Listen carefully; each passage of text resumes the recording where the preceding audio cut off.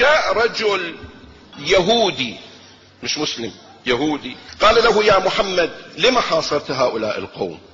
قال: لأنهم خانوا العهد فحاصرناهم، مع تفصيل.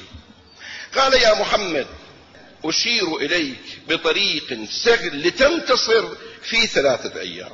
القضية سهلة، اقطع الماء عليهم، سوف يستسلموا بأجمعهم في غضون 3 أيام، لأن الماء الذخير الذي عندهم موجود في داخل القلاع لا يكفيهم إلا ل3 أيام. خطة ناجحة. يا رسول الله، اعمل بما يقول هذا اليهودي.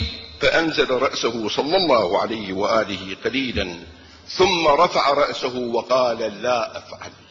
الله أكبر. ولم يا رسول الله؟ قال: لأن في القلعة نساء وأطفال، ولا أحب أن أنتصر على عطش النساء والأطفال. يشهد الله وأنا ضيف عند سيدتي زينب، وبحق سيدتي زينب أخرج ذلك اليهودي مناديل كلينكس وأخذ ينشف دموعه.